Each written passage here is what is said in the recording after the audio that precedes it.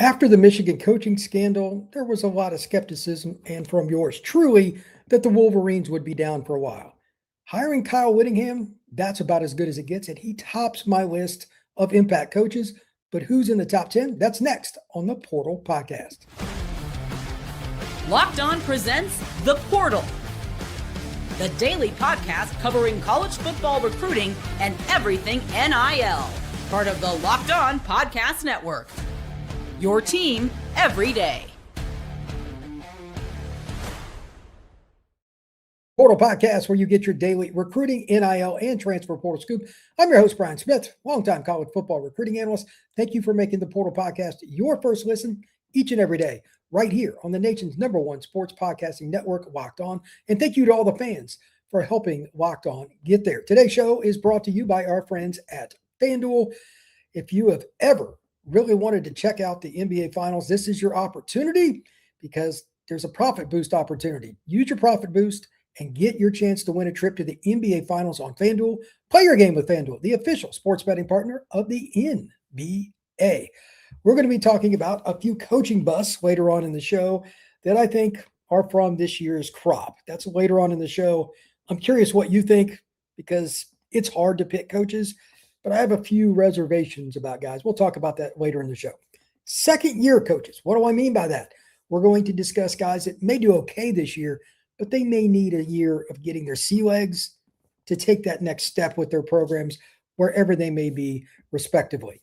But to top the entire show, I am steadfast that Kyle Whittingham will have the most progress for any program at the FBS level, and here's why I say that. Michigan needed stability. Name a coach that has been more stable with what he has done in the last 25 years than Kyle Whittingham. He was Urban Meyer's defensive coordinator at Utah, and I remember Urban telling me, this Kyle Whittingham guy, I'm telling you, he's really, really good. I'm like, okay, all right, coach. I didn't know anything. I just sit back and watched, and Utah's defenses were good. And when Urban left and took the Florida job, and ever since, he's been the head coach of the Utah Utes. That program has been a model of consistency, power football, lineman driven. They are a program that everybody respected. They recruited kids and developed them. They did it their way. Michigan fits a lot of that too in the Big Ten, but they recruit at a higher level. Why would you not think Kyle Whittingham isn't going to get things going? He just hired Dave Pelican to be his, general manager, and that guy's got all kinds of experience, coached several places, been an athletic director, been at Notre Dame. He's putting the pieces in place, and he does have a certain quarterback by the name of Bryce that's pretty good, that Bryce Underwood guy. I think Michigan will hit the ground running and be competitive in every single game they have this year. But again, it goes beyond the wins and losses with Michigan from my ranking. Kyle Whittingham gives Michigan instant impact, integrity, consistency, and just a proven track record. If you are a Michigan fan and alumnus, you have to be happy. Why would you not be? There's no way around it. Michigan did a tremendous job, and congrats to them. They could have went with a lot of other candidates. They decided to go with a veteran that, quite honestly, has my respect and has for a long time, and I don't think there's a better hire for instant impact. You want to argue long-term, that's your own business. But year one, year two, give me Kyle Whittingham. You could place him at pretty much any school in the country, and he would have done a very good job. Now with that, I want to throw up my list of top 10. And again, to be clear, this is about year one. Year one. And this is my top 10. Not long-term, year one. Here we go. Number one, obviously, I've got Whittingham. Number two, this is a guy that many of you may not know much about. Eric Morris, head coach at North Texas. Obviously, Drew Mestamaker, the quarterback who is transferring with Eric to Oklahoma State. That's a great combination. I believe they will be a very dominant combo. And quite frankly, I think it will be the biggest turnaround in terms of wins and losses of any P4 program. Oklahoma State's going to have the nation's #1 passing guy in the country from last year in terms of yardage. In Mestamaker, the same system that he learned from under Eric Morris. And just a quick background, Mestamaker is one of the greatest stories, not just in college football, but in the history of college athletics. He didn't even start in high school. Redshirted, then as a second-year player in North Texas, leads the nation in passing.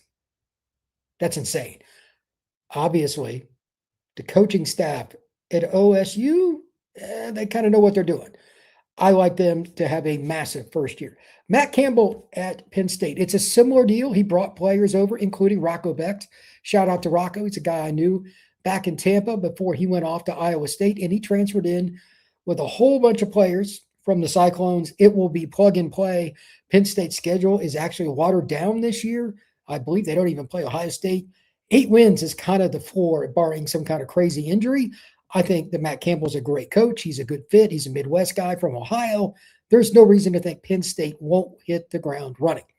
Pete Golding, pretty much the same deal as Matt Campbell, but it's even more of an inside deal because he was the defensive coordinator at Ole Miss. He gets Trinidad back. He has an even more talented defense than what he had last year. Getting Jay Crawford from Auburn, getting some decent players from other schools. They're kind of under the radar, but how about Luke Farrelly, the Cal, and of course the whole situation with Dabo Swinney and Luke Farrelly. But he's a linebacker now for Ole Miss. That's a team that should hit the ground running, and I have them preseason top 5. The only reason I don't have them ranked higher is because the expectations were pretty much the same regardless of who the head coach was if Trinidad came back. Number 5. This one is the most difficult for me, and boy, I hope I'm right. It would be fantastic for college football if UCLA was back to winning 7 or more games each and every year.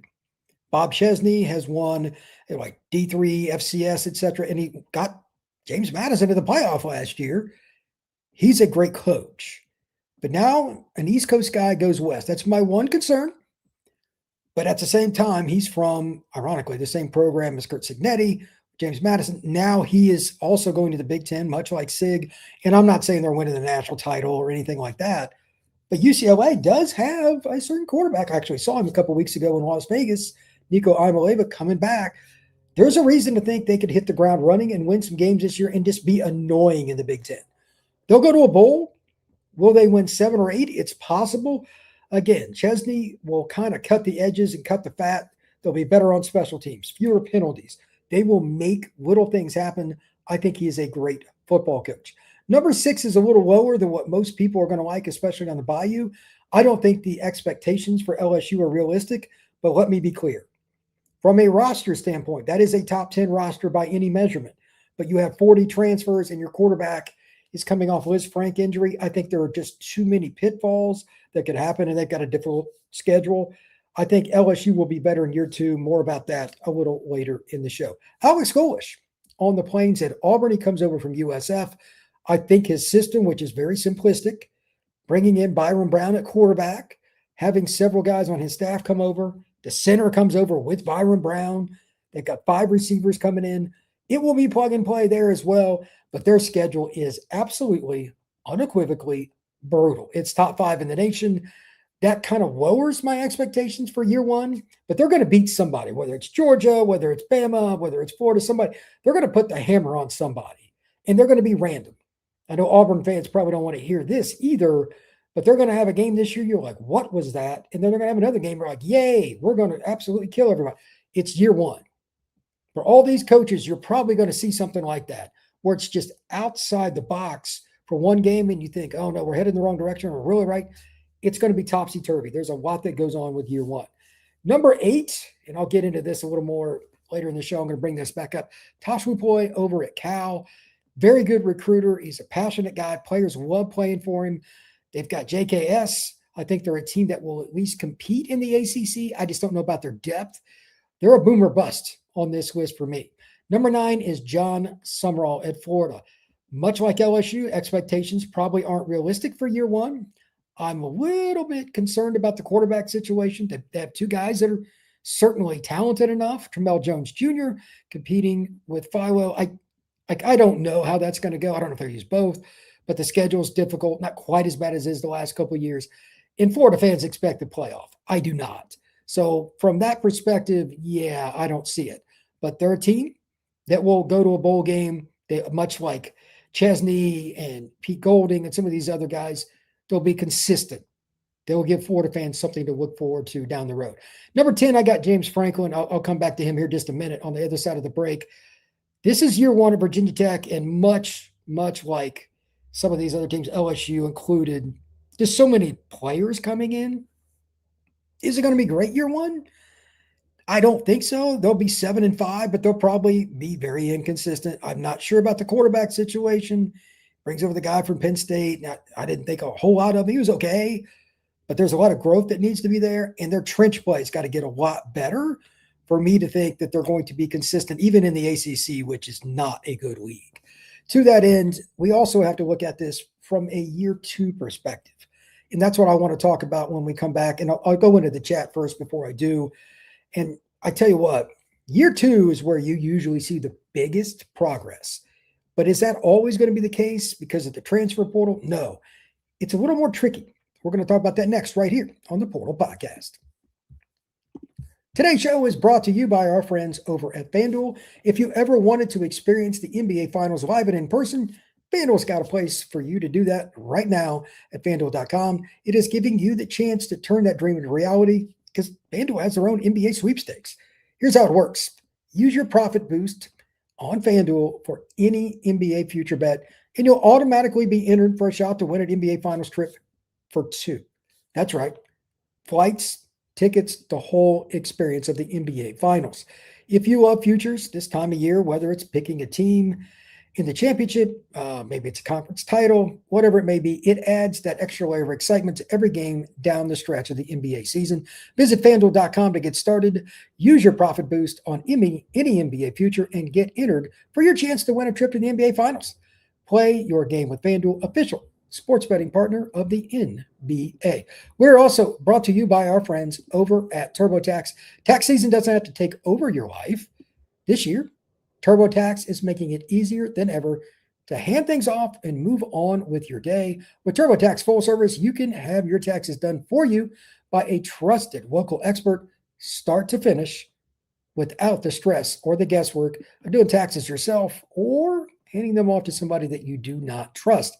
They will handle everything. TurboTax will take care of it if it's W-2s, if it's 1099, which deductions you can and can't do. All of that is on their plate and not yours. And for a limited time, $150 all in to get it done if a TurboTax expert didn't file yours last year. Just file by the 28th of February. Take taxes off your plate and get back to your life. Visit TurboTax.com/local to book your TurboTax appointment today. We are also going to be discussing the Everydayer Club. If you have not joined, why not? $5 a month or $50 for the year. Your audio feed right here on the Portal Podcast will have no ads. That's the best part, no doubt. Again, $5 a month or $50 for the year. Just check out the description down below. There is a link that will give you more details. And within that, there is also a Discord and more. Check out the Everydayer Club. Now let's talk about second year.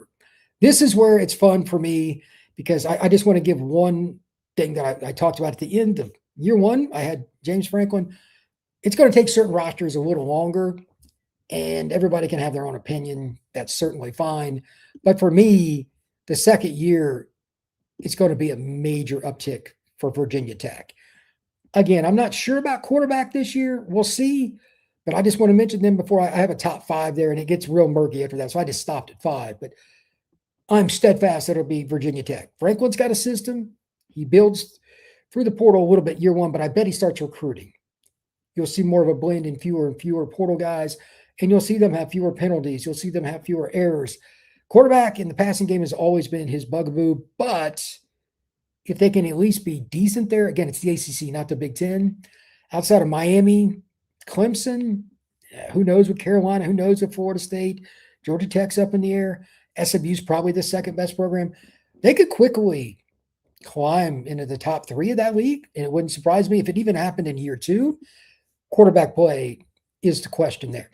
Here are a few questions and comments from the chat. What's going on, Salty? Happy Wednesday afternoon, Portal Podcast Nation. How you doing, Salty? Katie, I was surprised Whittingham took this job, but the Big Ten better watch out. Agreed. If you're going to get him year one. It's Bryce Underwood in his second year of college. Michigan's changing the roster a little bit. They've got coordinators, assistant coaches, new GM. Systems will be different in a lot of ways, but there's still a lot of talent there. The schedule is at least somewhat manageable. And again, Whittingham has been in this position in a lot of ways forever. Utah never had a quote unquote better top to bottom roster than what Michigan has now.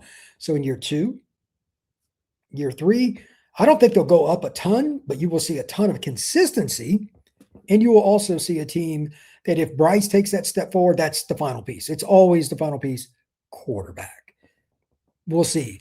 But if Bryce Underwood takes a step forward and they stop shooting themselves in the foot, Michigan would have a dumb penalty, a drop pass. Receiver will get better. They obviously have the Marsh kid who's really talented, get out of Houston.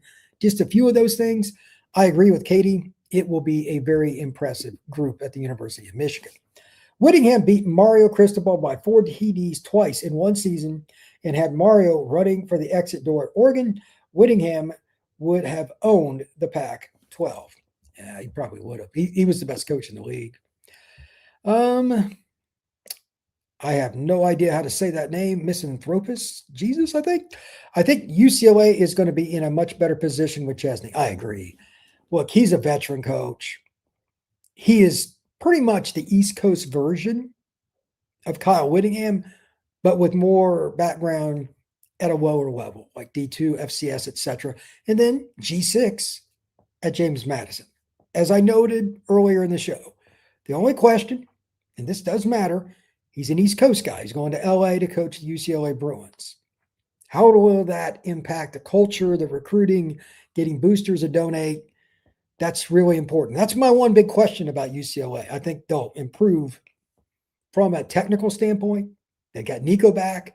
But if they want sustained success, he's got to relate to everybody on the recruiting trail, transfer portal, from a West Coast perspective, at least some, because then the people will be more likely to donate. And I'm just going to call it out now, and I'll come back to it here in just a minute on the other side of the break. Is UCLA and the Cal system in general, because I'm going to talk about this with their other coaching staff for the Cal Bears, are they really going to back them? When I say back them, like top third of their leagues, Cal for the ACC, UCLA for the Big Ten. If you do not financially back them in a similar capacity to other teams, like, for example, Wisconsin has really went up in their portal money, in their recruiting money. They had a booster that donated. That's important. Can you get somebody to do that? If not, you have a very low ceiling. That's not what UCLA fans want. Yes, that is true. LSU is loaded. Misanthropist, Jesus. Yeah, I agree. How will that chemistry work? And can Sam Levitt stay healthy? Katie, James Franklin will eventually run the ACC. Wouldn't surprise me. I just don't know if he'll pass Mario, but I bet you he's a contender with them within 4 years. Because Virginia's a loaded state. They get a few kids from Maryland, a few from PA, a few from North Carolina. They'll be good. And there's rumors that Tech's NIL was improved. I need to see it. But if that's the case, look out. I'm going to be comparing Penn State and Virginia Tech the entire season. I'm going to be comparing those two until James Franklin is no longer coaching at Virginia Tech. Let me take it one step further. I think that it's a really good hire, but that's a fascinating scenario. Salty, regarding Chesney and Signetti, why is JMU suddenly such a coaching factory? I guess for their level, maybe they spent some money. Maybe it's a great place to live. I don't know much about the school. Somebody else could comment in the chat or comment later on if you're listening to this. Comment down below on YouTube. I have no idea. You talk about hitting it, though. Sig and Chesney, that's a really good job. Katie, SMU will win the ACC because of coaching. Katie, for those of you who don't know, is not, I repeat, not a Mario Cristobal fan. She's a Miami grad, but she is not a Mario fan. Misanthropist, Jesus, what do you think of Whit wedding Sean McGee for Pelican? Michigan was recruiting great with the previous GM. In my experience, usually when there's, for lack of a better term, a lateral move or one that's at least seemingly a lateral move, it's about familiarity and maybe it's money. Maybe there was a disagreement on how to go about something. I'm guessing that Kyle had a difference of opinion on what he wanted to do. I don't know. What did McGee do exactly? I don't know much about the guy, but if you're at Michigan, you probably have figured some things out. So for him to be traded out for Pelican, there was a disagreement of some kind. I really couldn't tell you much more than that, but it's a great question and actually one I'd like a lot of answers for, but I digress. When we come back, I'm going to talk about a few of the busts and some of that, and I'll finish up my second year list. That is next, right here on the Portal Podcast. I'm Kalia Butler, host of Locked On Women's Basketball, and this is Mazda's Women's Basketball Snapshot, celebrating the work no highlight reel can ever capture. South Carolina rolled past Ole Miss 85-48 to clinch a share of the SEC regular season title and lock down the number 1 seed in the conference tournament. The Gamecocks extended their win streak over Ole Miss to 21 straight. UCLA dominated Wisconsin 80-60 to secure its first outright Big Ten regular season championship in program history. The Bruins improved to 27-1 overall and remain unbeaten in conference play. And number 12 TCU stormed back from a 13-point fourth quarter deficit to beat Iowa State 80-73. The Horned Frogs now sit alone atop the Big 12 standings and are 1 win away from clinching another regular season conference crown. These moments are earned off the clock, those long before the lights ever come on. The sweat, the fakes, the doubt, the scrapes, and coming back for more every time. Mazda puts that same drive into every detail. Wins define the moment, putting in the work, that defines you. There's more to a Mazda because there's more to you. Today's show is also brought to you by our friends over at Indeed. Workplace chaos, deadlines stacking up, inbox overflowing. And the one position you have to fill is still sitting open. When the pressure's on and you need the right hire, this is a job for sponsored jobs. Indeed, sponsored jobs helps you reach the people who actually fit what you're looking for: skills, experience, location, so you're not just hoping the right candidate stumbles across your post. And here's a stat that says it all. In the minute or so I'm going to be speaking with you, companies like yours made 27 hires on Indeed, according to Indeed data worldwide. So if you're hiring, spend less time searching and more time interviewing candidates who check all the boxes with Indeed sponsored jobs. And listeners of this show will get a $75 sponsored job credit to help get your premium status it deserves at Indeed.com/podcast. Just go to Indeed.com/podcast right now and support our show by saying you heard about Indeed on this pod. Indeed.com/podcast. Terms and conditions apply. Need to hire? This is a job for Indeed sponsored jobs. I want to finish up my top 5 list for second year guys, and we'll get into a few busts, or at least people I have questions on. If you have anybody out of the hiring list, you're like, I don't know. I don't care if it's Lane Kiffin. I don't care if it's Chesney. I don't care who it is. Give me your take and why.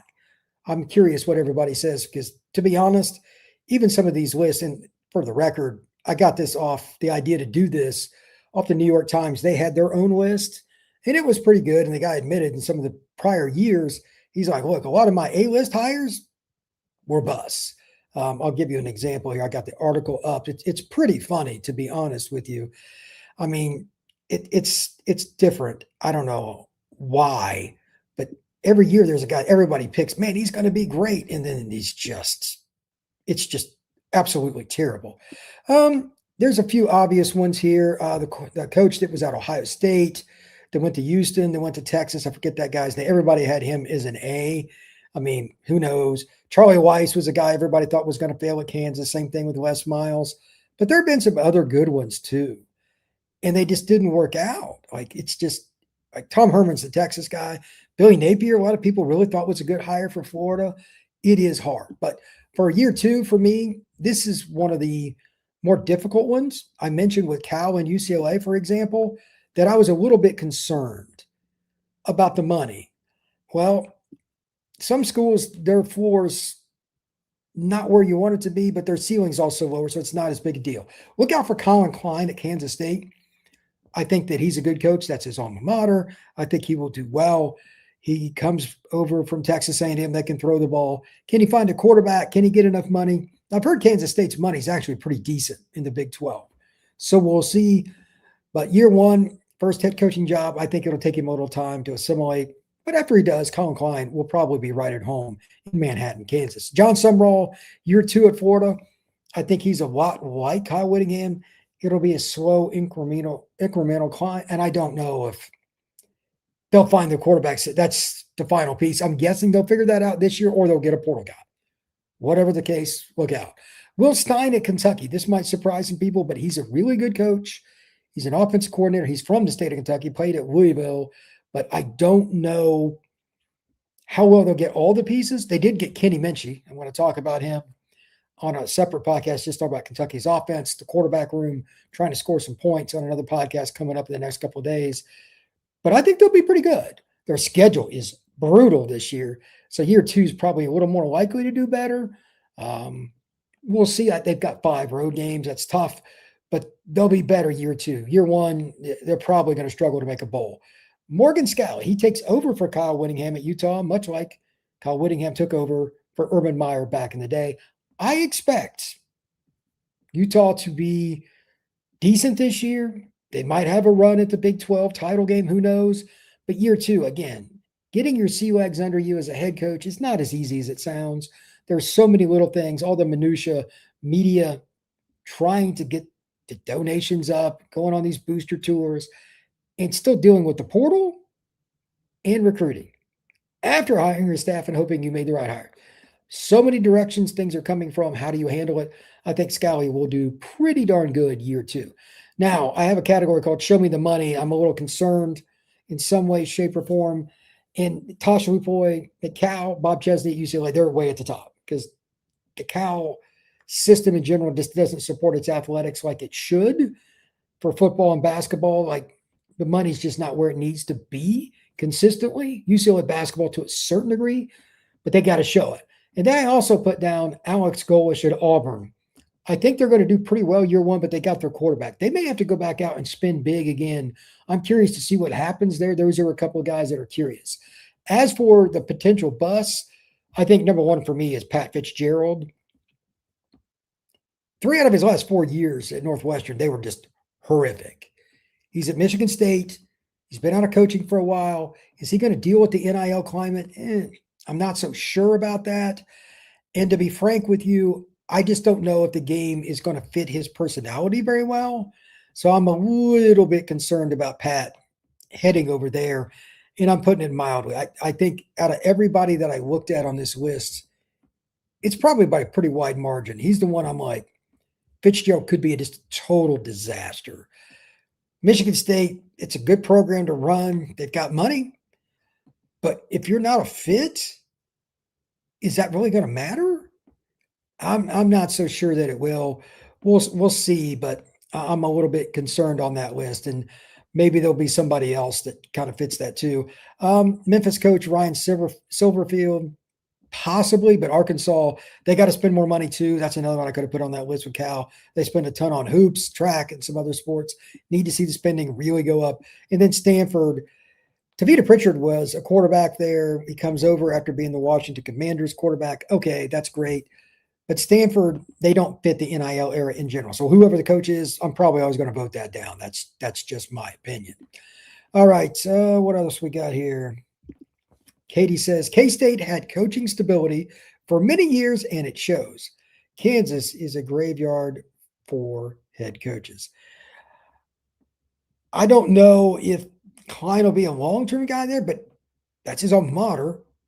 That gives you a little bit of an interesting possibility. There are several different guys that could end up being impressive, I guess. In year 2, K-State, at least they'll have some stability. I don't think Klein's going anywhere. I think they'll stick with him. Let's see.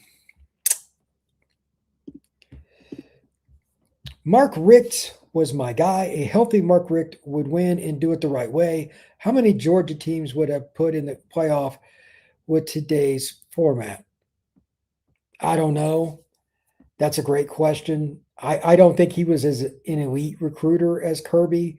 He wasn't willing to skirt the rules like Kirby either, but he's a really good coach. I think he's kind of the James Franklin of that era.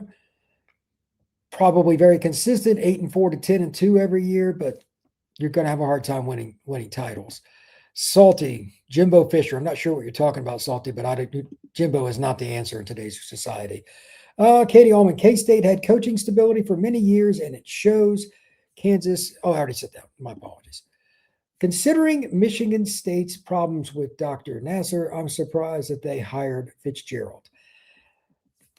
I don't know what the reason was. I found it curious myself, but that's just me. I think there are a lot of reasons to be concerned, if you will, about the Fitzgerald hire, but he is a disciplinarian. Maybe they just need to weed out some of the problems with that, and he can be the bridge coach for 2 to 3 years. That's my guess, and I think he'll step down. Michigan State already needs to be looking to the future. Just my take. Take it however you see fit. Thank you once again for checking out the Portal Podcast. It's been another great live show. Really enjoy these kinds of segments, talking about the best coaches, the best hires, impact, not just short term, but long term. We'll talk about that another day, but had some fun today. Truly appreciate it. Please like and subscribe to the Portal Podcast. Make sure you give us a 5-star review on Apple. We are available Podbean, Spotify, Apple, you name it, Amazon Music, YouTube, wherever you get your pods. Please subscribe. We will see you again soon on the Portal Podcast.